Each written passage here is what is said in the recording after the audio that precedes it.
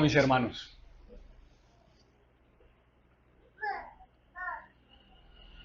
yo creo que para entrar en materia, veremos en Primera de Tesalonicenses, si la puedes buscar ahí en tu palabra, en tu Biblia, o si la puedes prender en tu celular. Primera de Tesalonicenses, capítulo 1. Yo leeré en la versión Nueva Biblia de las Américas, pero tú puedes seguir la lectura en la versión que tú usas.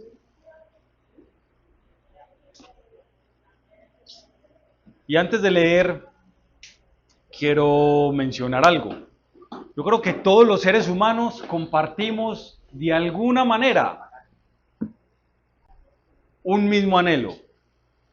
Todos los seres humanos queremos bienestar, queremos estabilidad, queremos alegría, queremos gozo.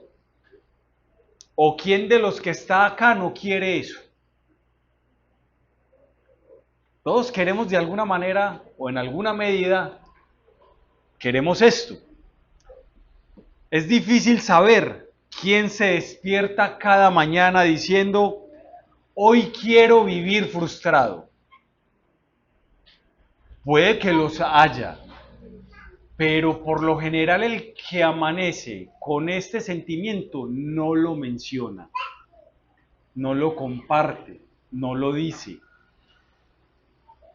Así que si por alguna razón en este grupo hay alguien así, le ruego el favor que levante la mano, no acá en este momento, es decir, que pueda buscar al pastor o pueda buscar a alguien de confianza y ser vulnerable y decir, hermano, hermana, me siento así, ora por mí.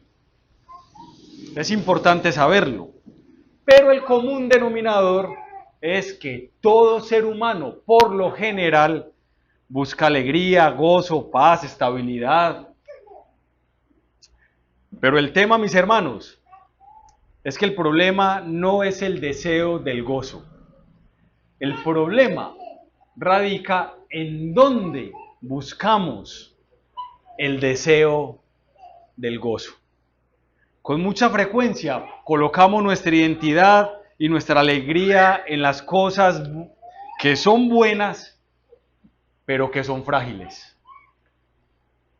En nuestro trabajo colocamos la esperanza en nuestra familia, en la salud, en los planes que hicimos, en el reconocimiento de otros, sobre todo en el panorama político, hablando en lo que estamos viviendo en estas épocas de elecciones. Y mientras todo vaya bien, obviamente todo puede funcionar. Pero ¿qué cuando las cosas no salen como esperamos? ¿Qué ocurre cuando llega una noticia que no deseamos escuchar? ¿Qué sucede cuando aquello en lo que confiábamos se desmorona, se cae? De repente, todo se vuelve gris, perdemos el ánimo, culpamos a otros o aún nos culpamos a nosotros mismos. Nos llenamos de frustración y muchas veces de amargura. Y eso no solamente le pasa a aquellos que no son creyentes, también nos pasa a nosotros, a los que no somos creyentes. Recientemente, un tiempo atrás, perdí a un amigo muy querido. Luchaba con la depresión, pero guardó silencio. Este amigo creyente, cristiano. Y este pecado le ganó la batalla, porque no lo compartió con nadie. Hermanos, en ocasiones la vida duele. Hay situaciones amargas que nos hacen hacernos preguntas. Y una de ellas ¿es posible tener gozo cuando la vida duele? ¿Existe un gozo que no dependa de las circunstancias o de las personas o de las cosas que poseemos? La respuesta del Evangelio es sorprendente. Dios no nos ofreció simplemente mejores circunstancias.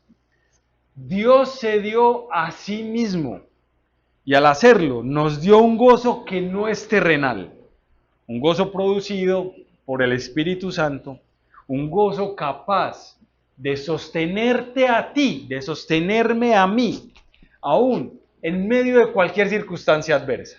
Y eso es lo que quiero que veamos el día de hoy en esta carta que Pablo les envía a los hermanos de Tesalónica en el capítulo 1.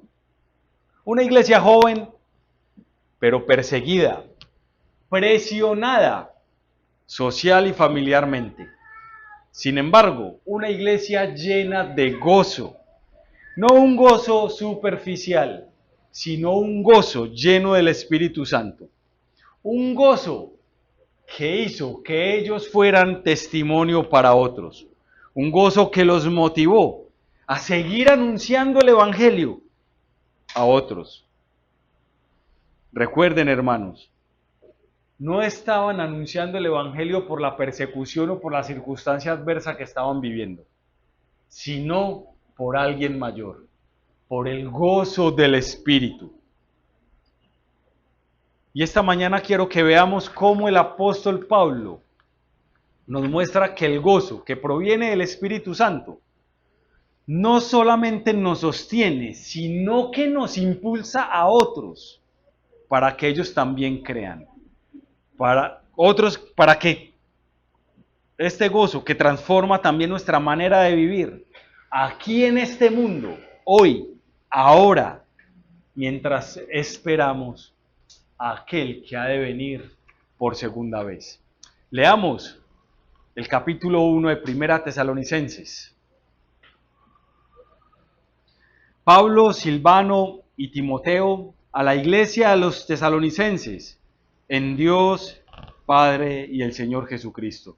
Gracias a ustedes y paz. Siempre damos gracias a Dios por todos ustedes, mencionándolos en nuestras oraciones, teniendo presente sin cesar delante de Dios y Padre su obra de fe, su trabajo de amor y la firmeza de su esperanza en nuestro Señor Jesucristo. Sabemos, hermanos amados de Dios, de la elección de ustedes, porque nuestro evangelio no vino a ustedes solamente en palabras, sino también en poder y en el Espíritu Santo, con la plena convicción, como saben qué clase de personas demostramos ser entre ustedes, por el amor que les tenemos. Ustedes llegaron a ser imitadores de nosotros y del Señor, habiendo recibido la palabra en medio de mucha tribulación, con el gozo del Espíritu Santo, de manera que llegaron a ser un ejemplo para todos los creyentes en Macedonia y en Acaya. Porque saliendo de ustedes la palabra del Señor se ha escuchado, no solamente en Macedonia y Acaya, sino que también por todas las partes, la fe de ustedes en Dios se ha divulgado de modo que nosotros no tenemos necesidad de decir nada. Pues ellos mismos cuentan acerca de nosotros, de la acogida que tuvimos por parte de ustedes y de cómo se convirtieron de los ídolos a Dios para servir al Dios vivo y verdadero y esperar de los cielos a su Hijo, al cual resucitó entre los muertos, es decir, a Jesús, a quien nos libra de la ira venidera. El contexto de lo que acabamos de escuchar: Pablo y Silas durante 3 semanas más o menos estuvieron predicando en Tesalónica. Es una ciudad griega. Y mientras se predicaba a Jesús como el Mesías, como rey, en Tesalónica, Pablo había sido acusado de presentar a otro rey fuera del César. Eso lo encontramos en Hechos capítulo 17. Tesalónica, una ciudad que adoraba ostentosamente al César. Es decir, como si en este momento estuviéramos adorando ostentosamente, de una manera estrepitosa, al presidente de turno, sea el que sea. Porque este presidente estaba ayudando de una manera especial o de una manera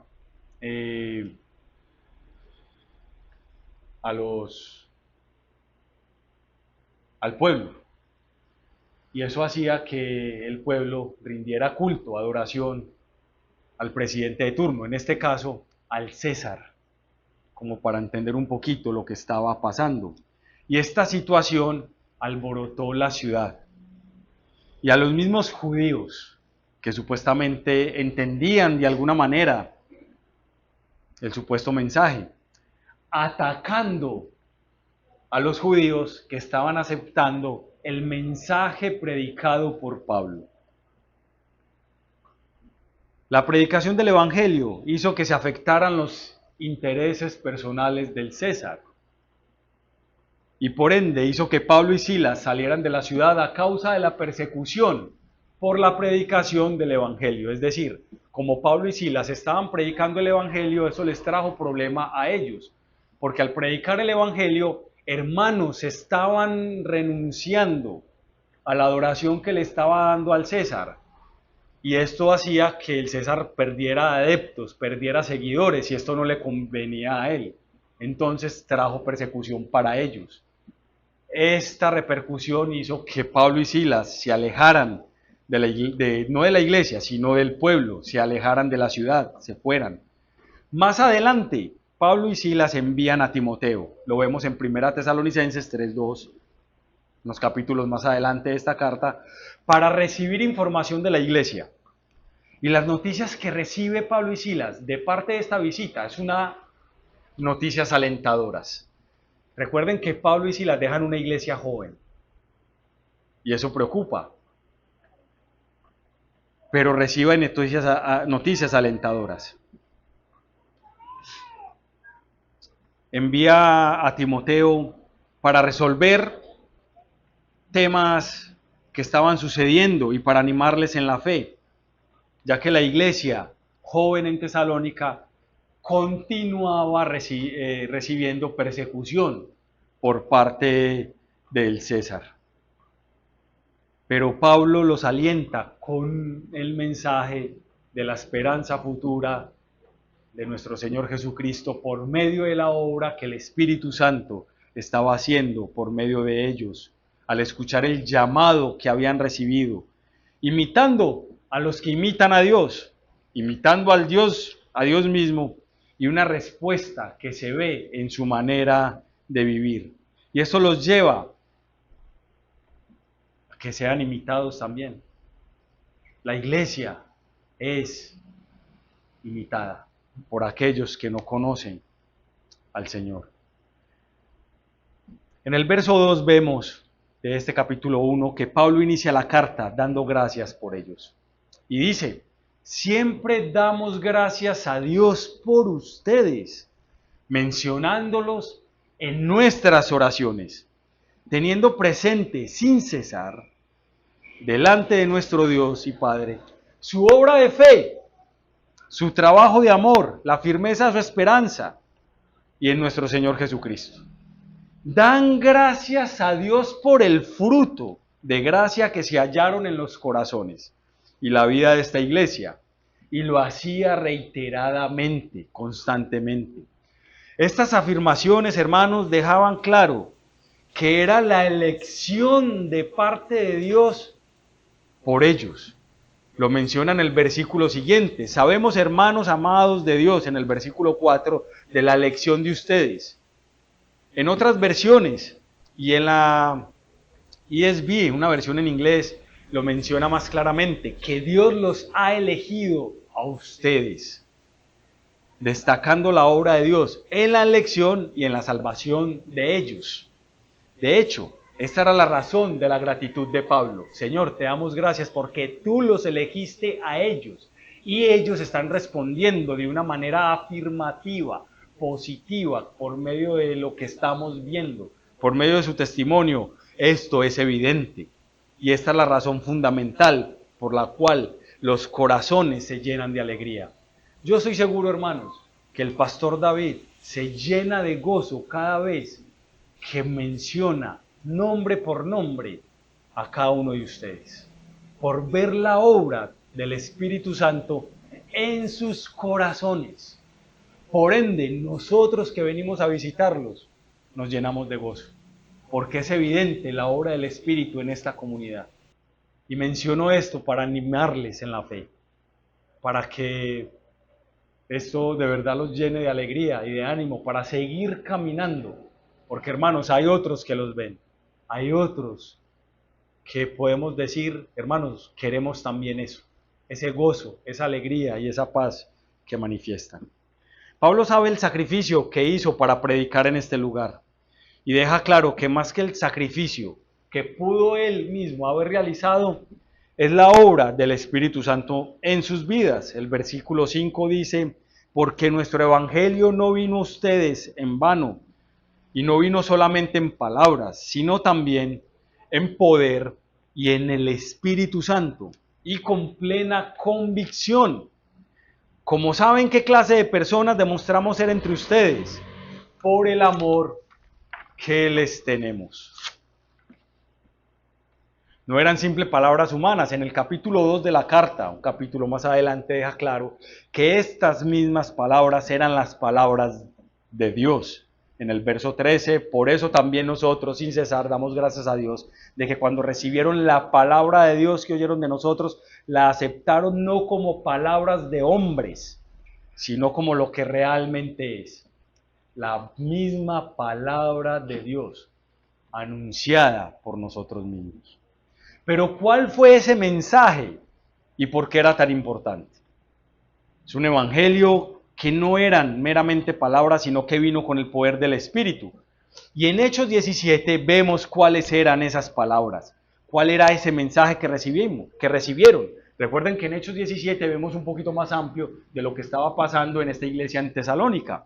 Y dice la palabra de Dios en Hechos 17, versículo 2, basándose en las Escrituras, explicando y presentando evidencia de que era necesario que el Cristo padeciera y resucitara de entre los muertos, y diciendo, y este era el mensaje, este Jesús, a quien yo les anuncio, es el Cristo. Y este es el mensaje que transformó sus vidas en Tesalónica. A judíos, a no judíos, a todos por igual, dándoles el gozo del Espíritu Santo para vivir en el presente, en su vida diaria, cotidiana, en el día a día, en lo que hacían. No solamente afrontando cualquier situación, sino también renunciando a todo aquello que los alejara de la adoración al Dios vivo y verdadero. Mis hermanos, en una ciudad como Tesalónica, transferir tu lealtad hacia el Dios creador de Israel, al Señor Jesucristo, tenía un costo alto. Tenía un aislamiento de tus vecinos, de tus familiares, traía una hostilidad tremenda por causa de esto. Pero ellos habían puesto sus ojos en aquel por un solo elemento, por el gozo del Espíritu. Como mencionábamos esta mañana, ¿por qué venimos un domingo a la iglesia y no quedamos haciendo otra cosa en casa? Porque hay algo mejor.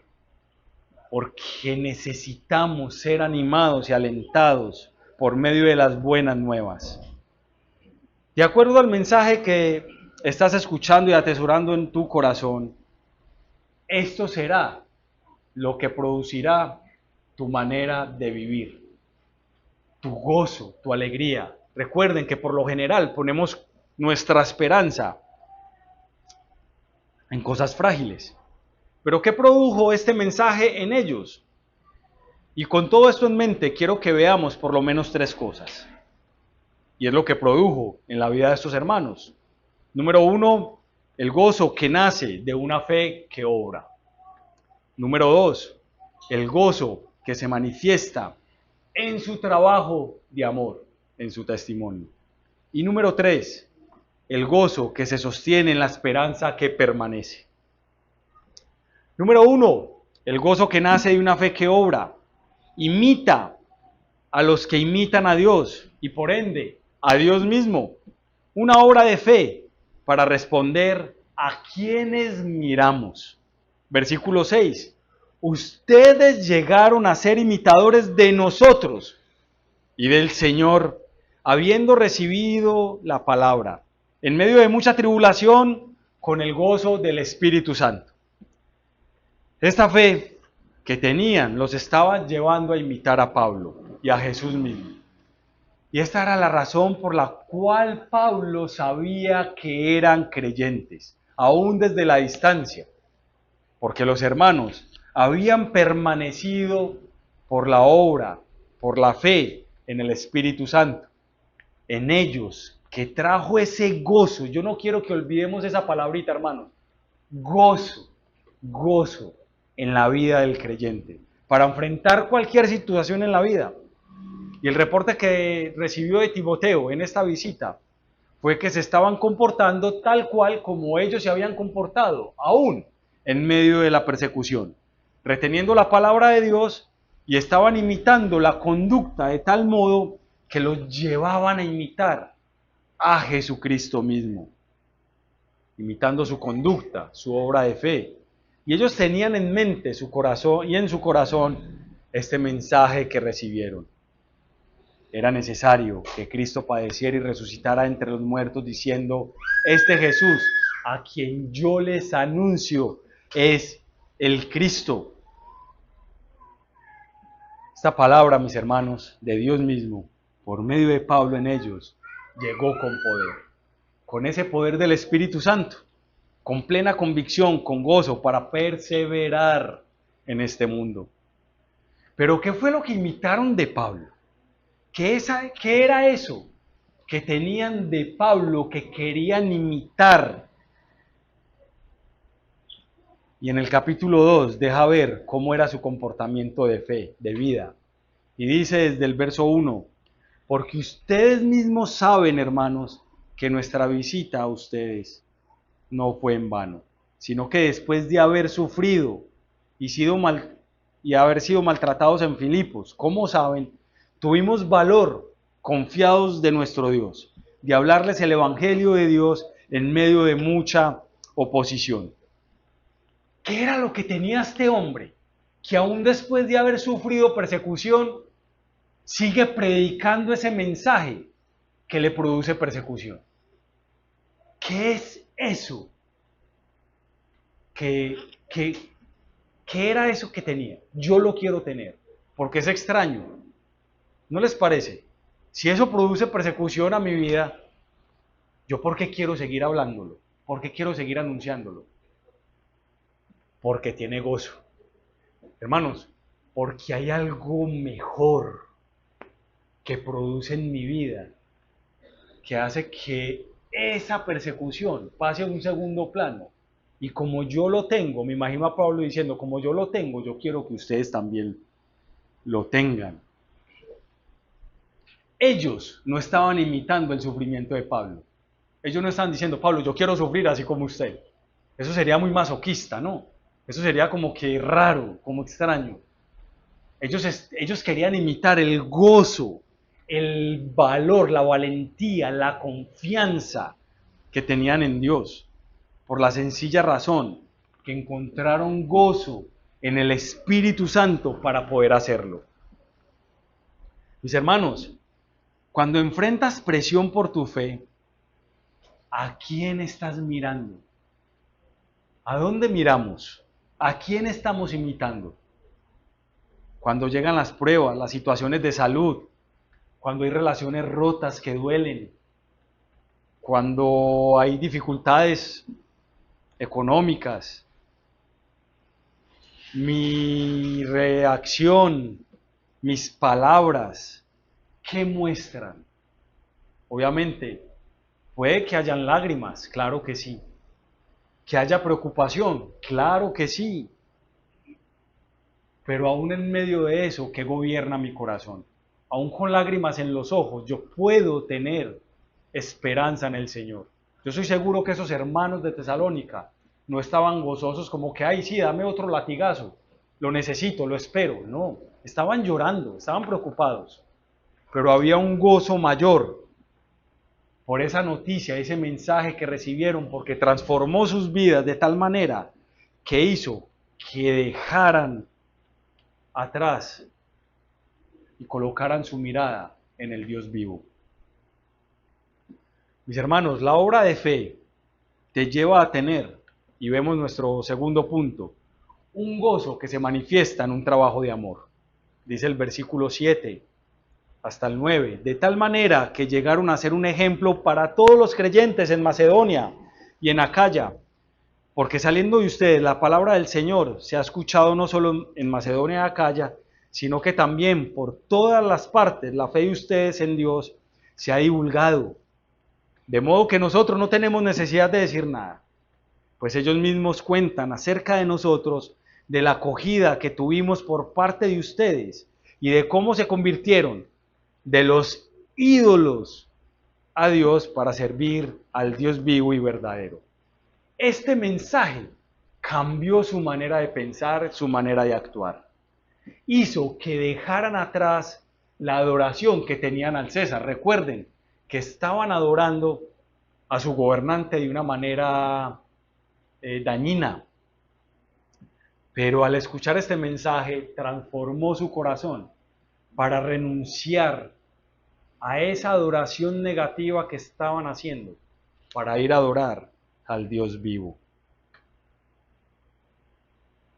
Y esto era algo mucho más poderoso que quizás sus posibles deseos de abandonar la fe. Ese mensaje que recibieron era mucho más fuerte que quizás los mensajes de los familiares que los estaban atacando por ellos convertirse al Evangelio.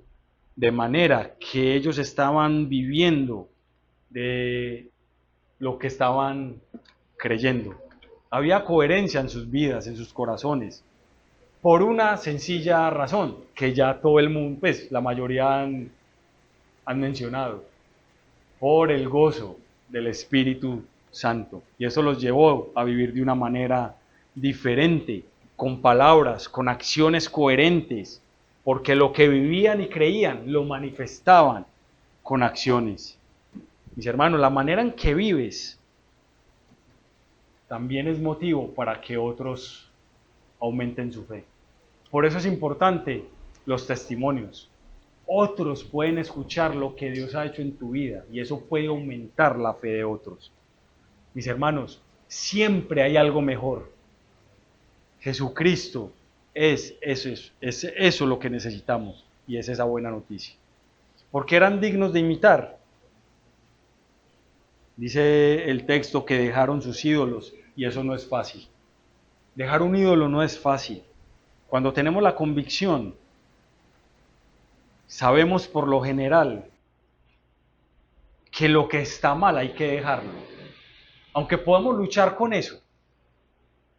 Si yo lucho con el alcohol, con el licor, yo sé que eso está mal. Yo puedo luchar con eso, claro que sí, pues, de pronto los que luchan con eso, puedo tener alguna adicción, pero yo sé que eso está mal y voy a luchar contra eso.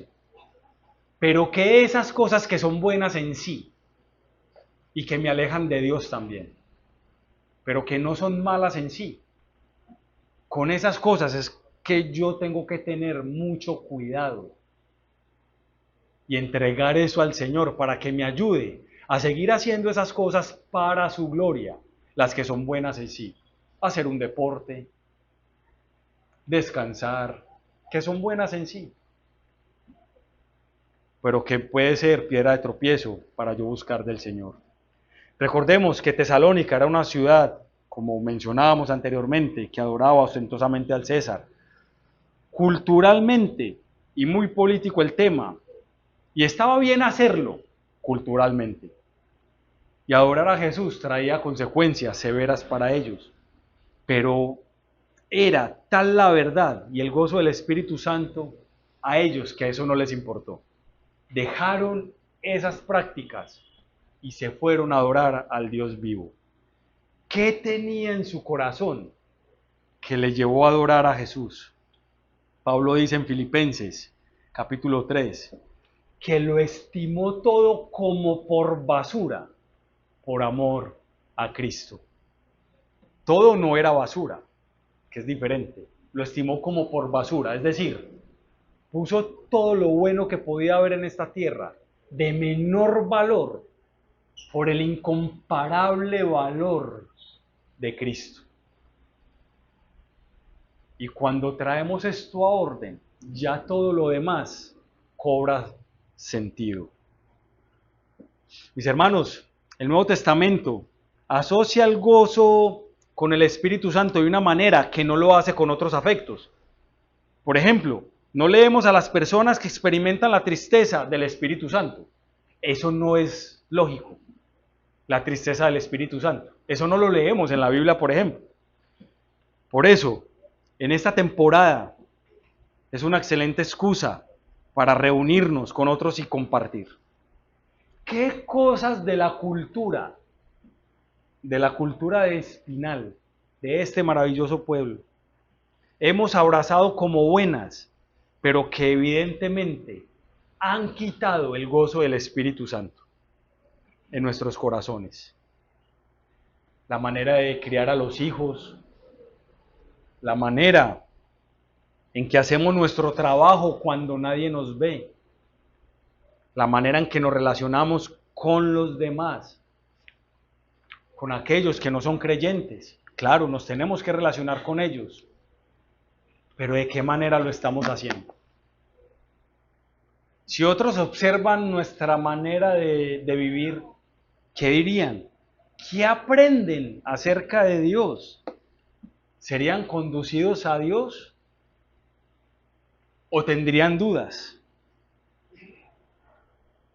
Hasta acá recordemos, hermanos, que hemos visto el gozo que nace de la fe que obra por Él. Y hemos visto un gozo que se manifiesta en su trabajo de amor, lo cual es posible por la esperanza que tenemos. Y por último, hermanos, el gozo que se sostiene en la esperanza que permanece en nuestro Señor Jesucristo. Y es una esperanza que nos lleva a confiar hacia dónde vamos, porque la historia no finaliza acá. Tenemos una esperanza mayor.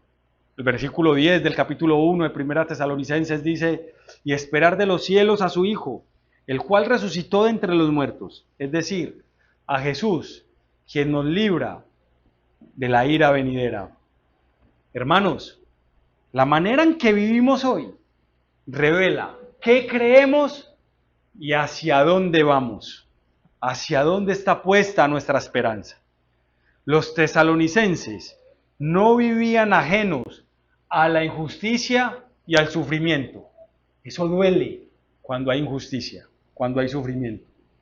Ellos estaban siendo, recordemos eso, perseguidos precisamente por poner su mirada en Jesús. Sin embargo, su esperanza no estaba determinada por lo que padecían, sino por aquel a quien esperaban. El Señor, mis hermanos, no vino a eliminar nuestras emociones. Es decir, no sé si habrás escuchado, usted no es pues cristiano porque estás triste. No tienes por qué estar triste. Hermano, es válido estar triste. Duele cuando perdemos a alguien. Duele cuando hay escasez. Duele cuando me rechazan por ser cristiano. Es válido estar triste. El Señor no vino a eliminar nuestras emociones ni el dolor, pero sí vino a ponerlos en orden, a que mi esperanza no esté puesta en esas circunstancias, en esas situaciones. Por el poder del Espíritu Santo y con el gozo que Él produce, los creyentes de Tesalónica, y no solamente ellos, sino que tú y yo podemos aprender a mirar más allá de lo que estamos viviendo en este momento, poniendo nuestra mirada en Cristo. Él sufrió en la cruz, pero también resucitó de los muertos y nos libró de la ira venidera. Ese cambio fue sobrenatural. La esperanza de la gloria futura transformó la manera de vivir de estas personas en Tesalónica y transformó su presente. Esperaban a Cristo y esa esperanza lo sostenía con gozo. Hoy todavía, hermanos, necesitamos fe, necesitamos esperanza, porque aún no lo vemos cara a cara. La Biblia dice: viva la fe, viva la esperanza y viva el amor. pero el mayor de ellos es el amor. ¿Por qué creen que la Biblia dice eso? La Biblia dice que Dios es amor. El amor siempre va a permanecer. Vamos a llegar un día, cuando estemos con Él en gloria, donde no vamos a necesitar ni fe ni esperanza. ¿Para qué? Si ya lo vamos a ver cara a cara, ya estamos con Él. Como Él es amor, eso va a permanecer. Pero como estamos hoy acá, en este momento, hoy necesitamos fe y necesitamos esperanza. Por eso vivo a la fe, vivo a la esperanza, vivo al amor. El Señor es sabio, hermanos.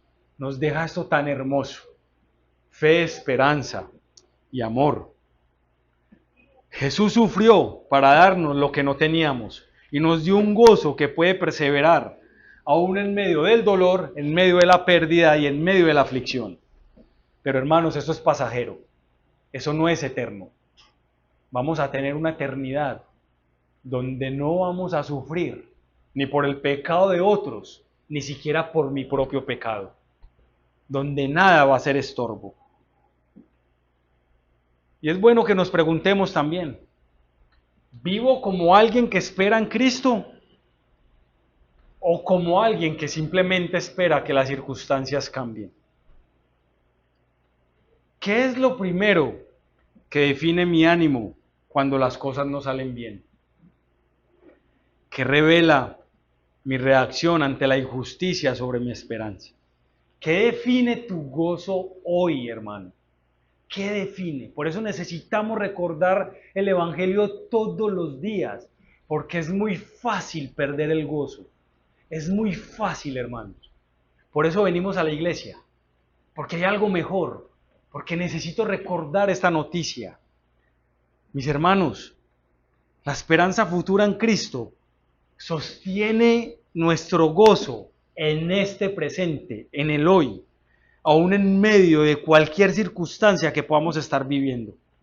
La esperanza de este gozo puesto ante nosotros es lo que nos ayuda, como a Jesús, a soportar todo tipo de adversidad, de sufrimiento y aún la muerte.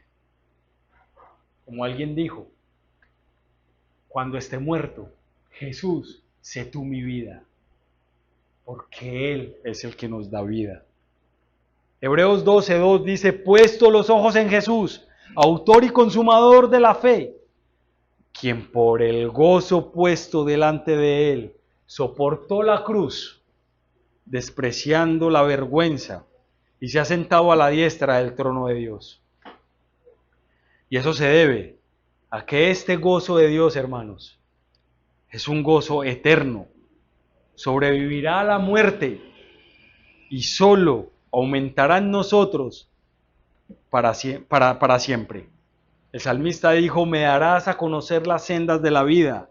En tu presencia hay plenitud de gozo. En tu diestra hay deleites para siempre. No fuera de ella. De hecho, es la esperanza de este gozo eterno puesto delante de nosotros, hermanos, el cual nos aferramos por la fe, lo que nos hace más que vencedores en medio de cualquier obstáculo y nos lleva al amor en Cristo Jesús. Su obra de fe, dice Pablo, su trabajo de amor y su firmeza en la esperanza en nuestro Señor Jesucristo. Por eso doy gracias, por la obra de Él, por el gozo del Espíritu Santo. Mis hermanos, Cristo padeció, Él murió, pero resucitó de entre los muertos para librarte de la ira venidera. Y te cambió para que vivieras como su reflejo en esta tierra. Y esto debe ser la mejor noticia que hemos recibido hasta el día de hoy. Porque el Evangelio no viene solo para eso. Es eso, pero viene con un paquete muy grande. El Evangelio da provisión diaria, el Evangelio da protección, el Evangelio cuida. Ahora, recordando las preguntas del inicio, ¿es posible tener gozo cuando la vida duele? ¿Existe un gozo que no dependa de las circunstancias, de las personas o de lo que poseemos? La respuesta es sí, sí existe. Jesús consintió ser humillado como parte de su plan de salvación, y este fue el mensaje que los de Tesalónica recibieron por parte de Pablo. Y estoy yo procurando imitarlo en su mansedumbre, en su humildad, como consecuencia de haber sido salvado por él. Y es algo que estoy seguro, hermanos, que si tú estás acá, es porque tú también lo quieres hacer. Él nos salvó, Él te salvó para que seamos transformados a su imagen. Por eso, que el Señor, y esa es mi oración, hermanos, como dice la misma carta, capítulo 3, versos 12 y 13, que el Señor los haga crecer, a todos ustedes, los que estamos acá, y abundar en amor, unos para con otros, y para con todos, como también nosotros lo hacemos para con ustedes, a fin de que Él, Jesús, afirme sus corazones, irreprensibles en santidad delante de nuestro Dios y Padre, en la venida de nuestro Señor Jesús, con todos sus santos. Si de pronto aquí hay alguien que no es creyente aún, que no ha puesto su fe en Jesús, quiero decirte, este mundo quiere darte gozo fundamentado en tus propias fuerzas, en lo que tú puedas hacer o conseguir aún a costas de otras personas. Y déjame decirte que esto es muy frustrante. Cuando yo quiero hacer algo que no me sale, o alguien no me da lo que yo quiero recibir, aún lo que yo quiero o creo merecer por el esfuerzo que hice en tal situación, eso hasta deprime. Pero déjame decirte que hay un gozo verdadero y duradero que este mundo no puede quitar. Que aunque hayan dificultades, puedes confiar en Jesús y que Él te va a sostener.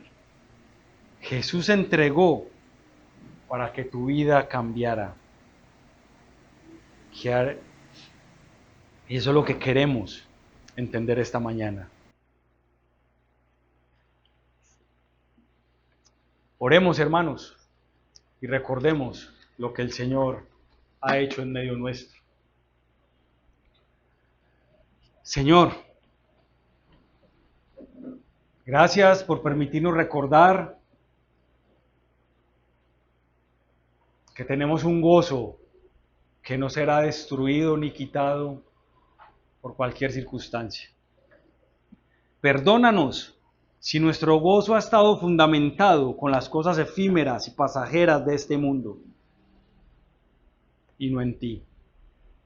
Ayúdanos a poner nuestra mirada en ti.